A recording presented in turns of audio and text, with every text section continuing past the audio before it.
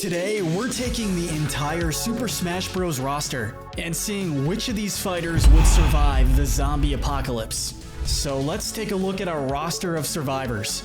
Mario, Donkey Kong, Link, Samus, Dark Samus, Yoshi, Kirby, Fox, Pikachu, Luigi, Ness, Captain Falcon, Jigglypuff, Peach, Daisy, Bowser, Ice Climbers, Sheik, Zelda, Dr. Mario, Pichu, Falco, Marth, Lucina, Young Link, Ganondorf, Mewtwo, Roy, Chrom, Mr. Game & Watch, Meta Knight, Pit, Dark Pit, Zero Suit Samus, Wario, Snake, Ike, Pokemon Trainer with Squirtle, Charizard, and Ivysaur, Diddy Kong, Lucas, Sonic, King Dedede, Olimar, Lucario, Rob, Toon Link, Wolf, Villager, Mega Man, Wii Fit Trainer, Rosalina and Luma, Little Mac, Greninja, Me Brawler, Me Gunner, and Me Sword Fighter, Palutena, Pac-Man, Robin, Shulk, Bowser Jr., Duck Hunt, Ryu, Ken, Cloud, Corrin, Bayonetta, Inkling, Ridley, Simon, Richter, King K. Rool, Isabelle, Incineroar, Piranha Plant, Joker, Hero, Banjo, and Kazooie, Terry, Byleth, Min Min, Steve, Sephiroth, Pyra, and Mithra, Kazuya, and Sora. Now, ground rules. For the purpose of this video, these villains have all been living in our world prior to the outbreak, so they'll have some knowledge of the ins and outs of our society. And lastly, anything goes. Magic, weapons, allies, whatever these guys have at their disposal is allowed. Has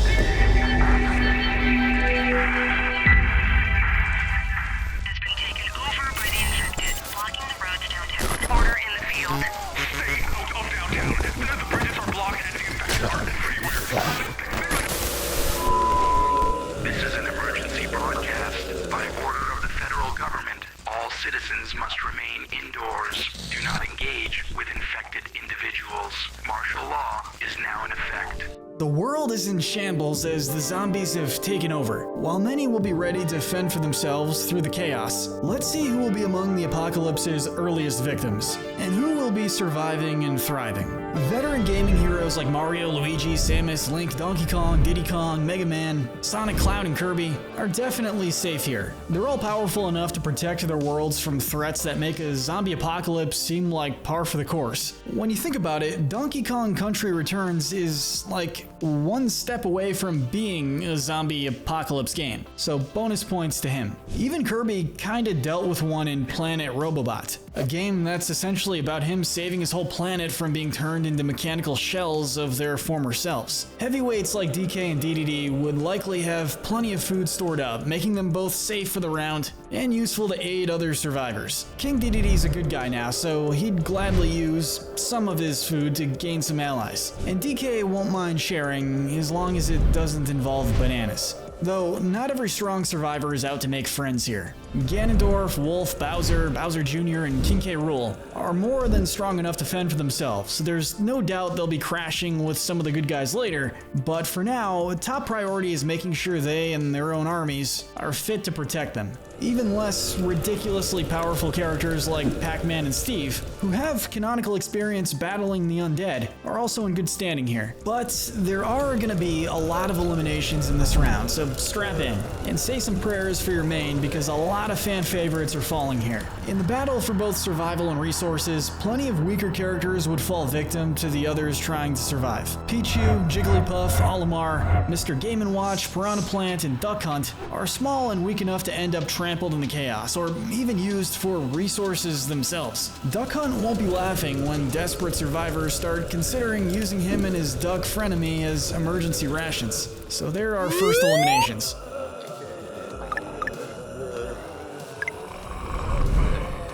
And the next to go is Rob, who was attacked for scrap metal very early on. That said, at least he didn't fall victim to the accusations that his kind would be the ones to try to take over humanity. Some characters are more capable of defending themselves, but compared to the onslaught of the undead, they don't have a great chance here. While Link got through this round without issue, Young and Toon Link weren't so lucky, and were easily outnumbered by the zombies. They probably had some weapons and food to spare which helped them live for a while, but it also made them targets for some of the more desperate survivors. And being kids, they aren't in the best position to defend themselves against ravenous zombies or even people. A similar case applied to Zero Suit Samus. Sure, she's in peak physical form, but Samus has always been willing to risk her life for the greater good. Without her power suit, that risk would more than likely lead to a noble sacrifice early on. And other average Joes who get eliminated this round include Villager and Isabelle. who aren't really used to any violence worse than a wasp sting. Even some characters in great physical condition sadly lose to being outnumbered by zombies. The Ice Climbers, Little Mac, Wii Fit Trainer, Me Brawler, and Me Sword Fighter all put up a valiant fight, but succumb to the hunger of both themselves and the zombies after a little while. And while this might be controversial, we think this first round is also the last round for the more traditional fighting game characters: Ryu, Ken, Kazuya, and Terry. As the zombies overwhelm society, these four would fight valiantly for both the thrill of battle and to protect the world from the onslaught, or in Kazuya's case, just the first one. While they take down numerous zombies, the sheer numbers the undead claimed would spell their doom eventually. It doesn't matter how good at hand-to-hand combat you are, all it takes is one zombie bite and you're done. Banjo and Kazooie fought hard as well, but they only have so many golden feathers, so they're zombie chow. And honestly, a survivor might end up deep frying Kazooie when food gets scarce, especially with her endless trash talk. And then there's Dr. Mario, who fought the zombies with the greatest strength he had at his disposal: brightly colored pills. And they didn't do much. And we can't forget about the most important survival instinct of all: running away. Bayonetta, Sephiroth, Palutena, and Rosalina don't have much in common, aside from the fact that they could pretty much just leave the planet, or even the dimension. Plus, Sephiroth wants the world to be destroyed, so he's probably cool with all the zombies. And lastly, Dark Samus seems to mostly be interested in absorbing powerful creatures wherever it goes. Since most of the Earth is overrun with the undead and mere human-level threats, we're sure it has other planets in its sights, so we're gonna count them out here as well. Honestly, pretty much all of these guys are canonically terrifyingly overpowered, so we're kinda glad the other players won't have to contend with them. With just 58 survivors left, let's move on to... Citizens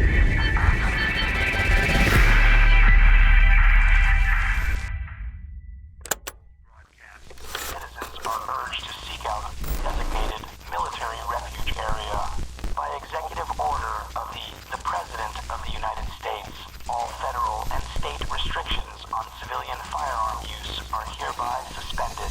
Now we get into the good stuff. You're gonna need weapons, combat skills, or some combination of both to survive a large-scale apocalypse. So let's take a look at what weapons the characters would use. Some characters would prefer melee weapons. Meta Knight, Link, and most of the Fire Emblem reps would prefer using swords, and given the speed and precision they showcase, they'd slay plenty of zombies with them. Other melee experts include King DDD with his hammer, and Kirby with, well, anything he can get his hands on. Given Meta Knight's battleship and DDD's army, we think they'd mostly prefer to set up the cannons around their base to defend against the zombie hordes. If anyone infiltrates, they'll have Dreamland's heroic trio to contend with. As for Link, Sheik, and the Mario Bros, we think they'd get their hands on plenty of grenades to toss at zombies as needed, complete with fire flowers to light them up from a distance. They'd protect Peach and Daisy for as long as possible, but as we know, these two can fend for themselves pretty well. Peach probably has a whole army of toads armed with spears, shields, and a few more in the back with machine guns, just in case. Sonic is definitely safe here as well, running around at the speed of sound with a dagger in hand to slice up any zombies. He would take Pikachu under his wing too, just like in that one Smash Ultimate cutscene. And Pikachu is essentially a taser, so that probably helps too.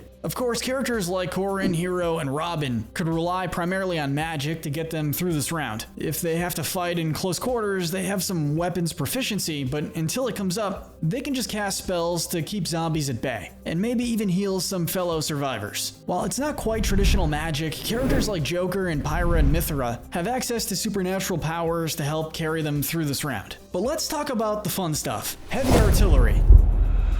Bowser and Bowser Jr. would get their hands on as many machine guns and grenades as they could, using the zombie apocalypse as a form of father-son bonding. King K. Rool has a ton of weapons already, and some sniper rifles would fit well with his iconic blunderbuss.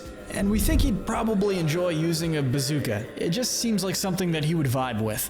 Then there's Fox, Falco, and Wolf, who all have access to high-tech laser guns that could keep the zombies from overwhelming them. Inkling is another well-prepared survivor in this round. They can use grenades and guns already, and would probably enjoy finding the flashiest ones around, like flamethrowers and stun grenades. They'd also probably keep plenty of smoke bombs on hand in case they need to escape. They would probably have fun during all the chaos. On the other hand, Ridley is not here for fun.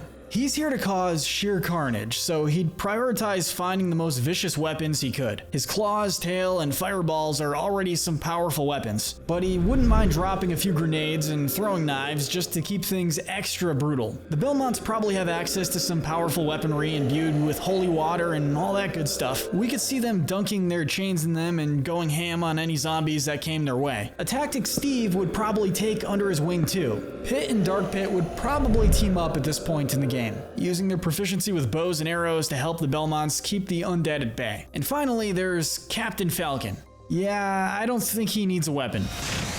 Unfortunately, we have to eliminate a few iconic characters here. This one hurts my soul, but Donkey Kong and Diddy Kong are out. And we hate it, but while they'd totally be capable of surviving on their own, being wild animals who are regularly targeted by large predators, with the onslaught of zombies to protect themselves from, they'd be too distracted to notice King K. Rool finally exacting some long-awaited revenge on them. Diddy Kong tried to run away and hit K. Rool with his pistol, but the cruel croc was just too vicious for him to escape this time, so I hope you Kongs had some balloons with you.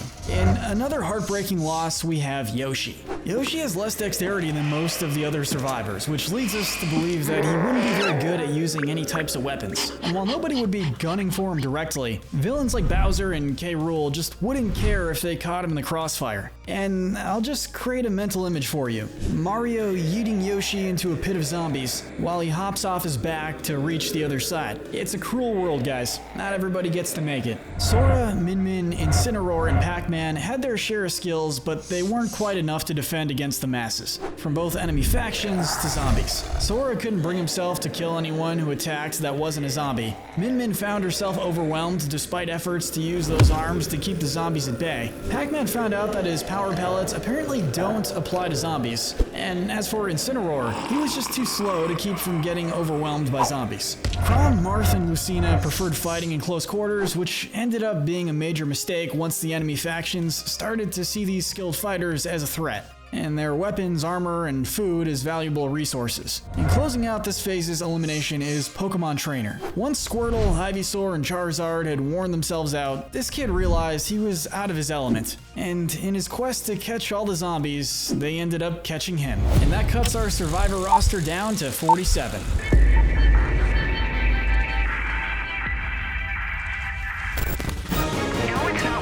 Wants to hear right now, but I've just been informed we're going off the air. Fitness recommendations from the CDC could mean the difference between life and death. Are you kidding? That's the best they have for... Okay, so most of these guys can fight, so good for them. But carnage isn't gonna end overnight. Which characters are ready for an apocalypse like this? And which ones are most likely to crack under all the pressure? Well, Samus is definitely in that ready category. She's saved planets, blown up planets, whatever she gets paid to do, basically. She'd gladly team up with the Speedy Sonic, another top physical condition player who prioritizes protecting innocent lives. Other heroes capable of doing battle on a large scale include Mario, Joker, Link, Kirby, DDD, and Meta Knight, just to name a few. And on the other end of the spectrum, Ganondorf and Ridley don't have any desire to protect anyone but themselves. They're just here to cause as much carnage as possible. Bowser is only a little bit less ruthless, since he's looking after Junior, but either way, both of them are more than capable of using their weapons and physical strength to defend themselves. All of these baddies could incinerate however many zombies dared to approach them. That's not to mention King K. Rool, who's so crazy he might have even conjured up a way to force some zombies to serve as his new crew. And we can't forget about Steve, whose entire game is based around survival skills. Zombies don't even hurt him much, which, now that we think about it, is a description that applies to Wario as well. For some reason, Wario can recover really quickly after being infected by zombies, which means he's in great shape compared to most of the other survivors.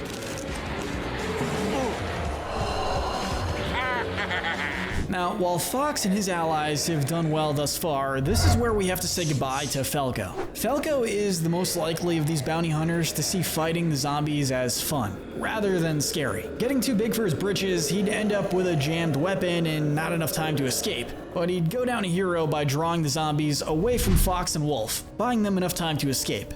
A similar fate befalls Captain Falcon. The guy finally ran out of fuel and quickly found out that the zombies had infiltrated most fuel stations. He got a few Falcon punches in, but not enough to save him. An over-reliance on magic powers spelled the end of Hero, Robin, and Corin's survival. The thing about magic is that it often requires some kind of consumable resource, like dragon stones, for instance. In a zombie apocalypse, the chance of those resources disappearing only gets higher the longer it goes on. Me Gunner is also down, not because she was killed by zombies, but because her cold, lifeless eyes had other survivors mistaking her for a zombie. And sadly, I regret to inform you, the last pair to fall in this round are Luigi and Daisy. Luigi has courage, but he also has a lot of fear, specifically of the undead. This apocalypse is his worst nightmare, and one clumsy move would spell his doom. But not before Daisy rushed back to help him. And while Mario rushed to help, Peach yanked him away, not wanting to lose any more loved ones in one day. 39 survivors remain. This is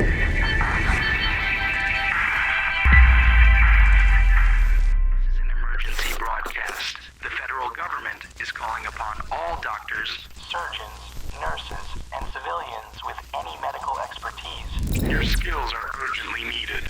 Your country needs you now. At this point, enough people have died to the point where the surviving characters are in pretty close proximity to one another. And that begs the question of which ones will team up with who, assuming they can find a group to team up with. Let's begin with what I believe is the most on-the-nose team of the bunch, the Anti-Zombie Defense Squad. Spearheaded by Samus, who's protecting Ness and Lucas. Also joining the squad are Fox, Wolf, Simon, Richter, Wario, Steve, and Joker. These 9 survivors are all concerned with keeping the peace, no matter how many zombies they need to mow down. With some of them even specializing in combat with the undead, this team has a great framework to build off. And our next alliance we call the Valiant Warriors. This team plays a little more by the book, trying to defeat as many zombies as possible without losing their sanity and composure. Byleth, Ike, Roy, Snake, Shulk, Cloud, and Pyra and Mithra made up this team, being the most relatively normal characters left in the running. Also joining them are Link, Zelda, and Sheik. And finally, they would end up accepting Sonic and Pikachu into their ranks, since this newly formed duo has a lot to offer.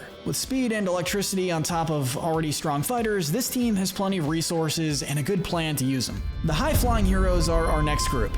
These are the characters who want to keep hopes high on the battlefield, and have the power to back up those ambitions. Mario, Peach, Kirby, Meta Knight, and King DDD are all determined to protect what's left of their kingdoms. They'd be joined by Pit, Dark Pit, and Mega Man as well. Heck, even Inkling decided to help out with the arsenal of weapons they'd collect. And finally, we have the Vicious Villains. This team's members are evil and proud of it, or at the very least, they have no problem aligning with such a team. The latter is the case for Lucario and Greninja, who are each just looking to survive more than anything else. They'll be answering to the likes of Bowser, Bowser Jr., King K. Rool, Ridley, and Ganondorf, making this the last team you want to be on the bad side of. The only player without a team is Mewtwo. While Mewtwo was initially interested in the apocalypse, for lack of better terms, it's totally bored him at this point. And seeing the planet as a lost cause, he'd prefer to soar to better places and find somewhere worth living the rest of his days. Which leaves us with 38 survivors.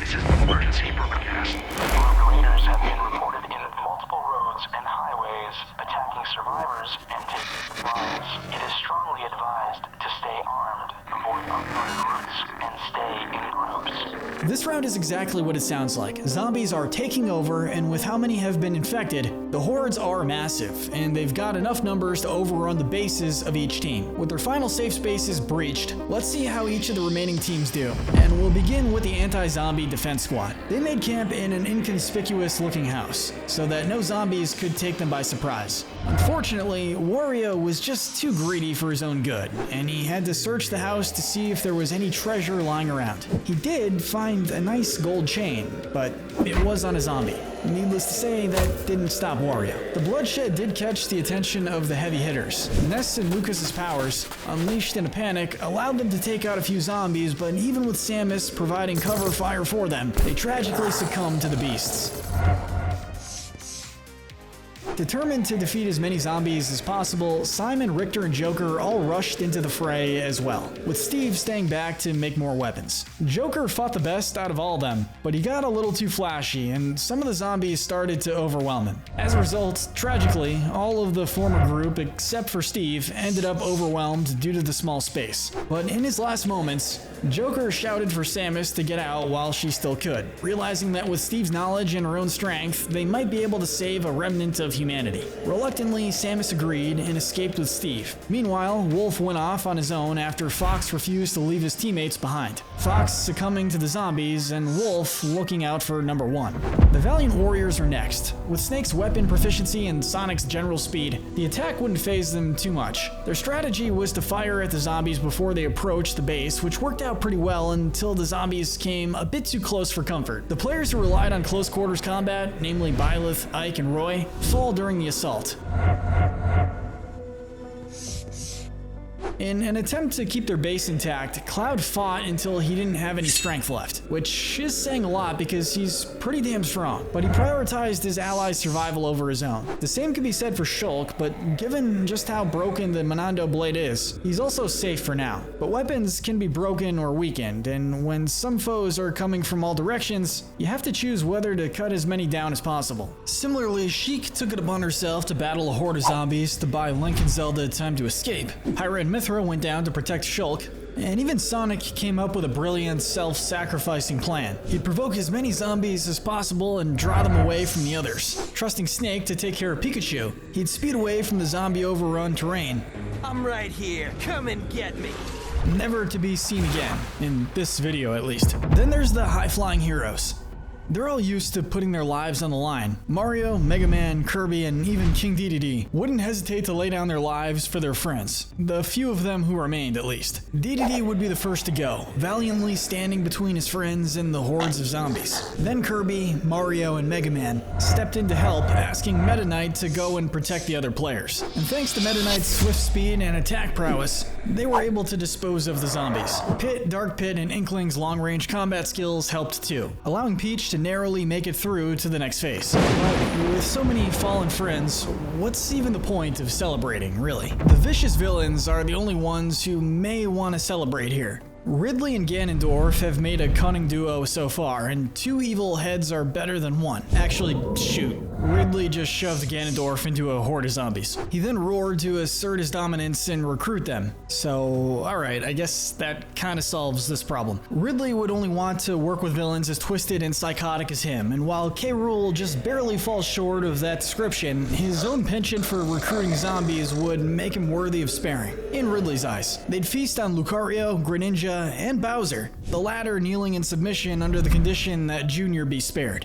Ridley had no intention of letting Bowser Jr. live, but before he could blink, the little guy had escaped. It's down to the wire now. Only 16 of our original survivors remain. Densely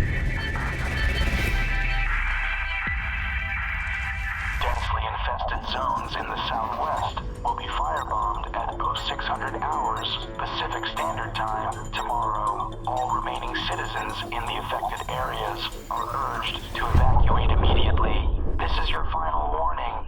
May God watch over us all. Factions have formed, the world is collapsing, all that remains is one simple question. Who is willing to do anything, no matter how depraved, to survive? Who will betray allies, attack innocents, or pillage homes, all for the sake of self-preservation? Snake, Samus, and Meta Knight would do whatever it takes to make sure that they have food to survive. These 3 have enough humanity left to share their resources, but only so much as is required. Snake made sure that Pikachu ate before he did, which led to him succumbing to his hunger.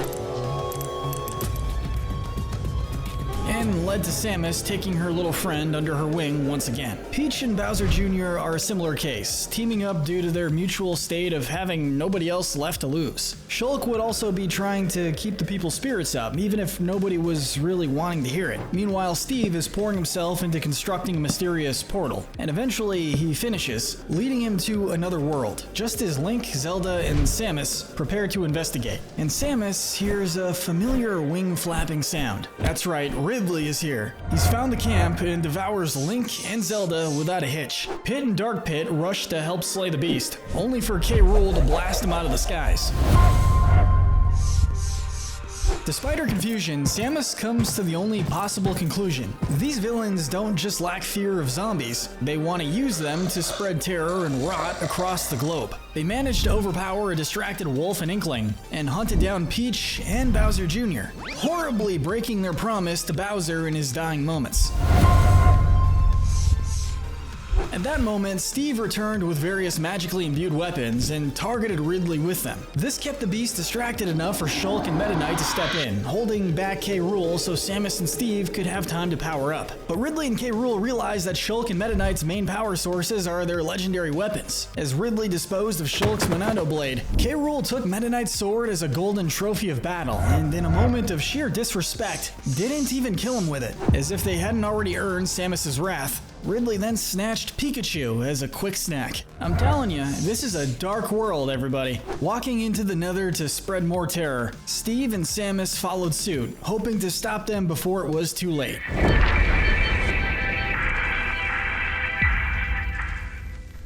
Of the United States. My fellow Americans, it's bad, very bad. The worst anyone's ever seen. But let me tell you, we had a great run, truly incredible. If you're hearing this, you're one of the last survivors. Maybe the best survivors. Many are saying this. And if you see a zombie, just remember, not a lot of brain activity. Much like my former opponent, Sleepy Joe. All right, good luck, everybody. The world is overrun with zombies and is a shell of its former self. Of the many characters we focused on today, only 4 remain. Samus, Ridley, King K. Rool, and Steve. It's 2 against 2. Steve has fought in the Nether before and knows he needs to defeat these beasts and their disturbingly detailed graphics in order to survive. As for Samus, she knows that if Ridley and his new friend get their hands on even more undead armies, it's game over. As for Ridley and King K. Rool, they don't care how much the world gets crushed as long as they've got as much power as they can handle, and then some. Both are rotten to the core, which is why we sort of feel bad that this format's main gimmick still applies to them. It's time to pack-a-punch some weapons. Samus is up first, and she fights to protect life, but there isn't much life left to protect on Earth, so the next best thing is to snuff out the evil. So we present the heroic bounty hunter with the Black Hole Cannon. It drains Samus's life force to fire each shot, with enough power in every shot to create a small, yet invertible black hole. To keep the world safe, Samus may have to send its remnants far, far away. Her mortal enemy Ridley follows. Ridley is vicious, heartless, and opportunistic. He revels in the terror he inflicts on the innocent, and will stop at nothing to expand the space pirate's influence. Ridley needs a weapon that reflects his cold nature, so we present him with new Ice Age gauntlets. They're custom-made metallic gauntlets that turn Ridley's cells into pure liquid nitrogen, making every slash sure to freeze and burn. But effectively, they'll be frozen, and then pretty much dead. King K. Rool is cold and vicious too, but he's more focused on pleasure and hedonism than Ridley. K. Rool wants to watch the world burn, but he also wants to roast some marshmallows over the flame. And because K. Rool usually has some kind of crazy weapon by default, he's getting the Rot Ray. This device attaches itself to King K. Rool's iconic belly armor, siphoning energy from the food he eats into high-powered laser beams. In addition to causing mass destruction, these beams effectively age anything they touch by roughly 20 years per second. It's an inexplicably disgusting weapon, and that's what makes it perfect for this rotten-hearted reptile. And finally, we get to Steve, underrated when it comes to canonical power levels. I mean, the dude can punch a solid oak tree and turn it into a usable block of wood in mere seconds. So the only logical solution for making him a perfect weapon is to take that mechanic and make it universal. Steve's flying fists are rated E for everyone. By drawing a small sample of Steve's blood, this launcher can create up to 10 cannonball-sized fists, capable of immediately punching holes in any terrain. And here's a hint, creatures count as terrain too. Steve is more efficient at long range than ever before, but will it be enough to save him? The battle rages on. Samus launches black holes strategically, keeping as many zombies away from herself and Steve as possible. But Ridley isn't giving up so easily, attacking so fiercely with his fireballs and newfound gauntlets that even zombies get caught in the crossfire. Eventually though, K. Rool joins the battle, using his newfound beam to fire at Samus's power suit. The aging causes rust and inhibited performance, But while she's slowed down, she doesn't give up. Unfortunately, while Steve was able to take a chunk of Ridley's side, this dragon's actually very used to being disemboweled in the series, and devours Steve without a second thought. Realizing she has nothing left to protect on this planet, Samus comes up with the one gambit that might save some remnants of humanity, firing her black hole beams at the nether portal, effectively sealing herself, Ridley, and K. Rool inside. A furious Ridley charges at the stoic Samus. Tossing his gauntlets off, he prepares to devour her and finally avenge the, 5 times that she's killed him. But as he lets out a roar in his rage, Samus's final action before dying was to fire a black hole into the space pirate's throat. Ridley only succeeded in experiencing his most agonizing death yet. Meanwhile, most of his victims were chilling in Smash Bros. Heaven. Kick rocks, Ridley. And, K. Rool, ever nonchalant about any danger that doesn't affect him personally, stayed out of the battle and realized something. He was the only sentient mind left in what was effectively a dimension of hell itself. Well, a win's a win, baby. Congrats to King K. Rool for winning the zombie apocalypse.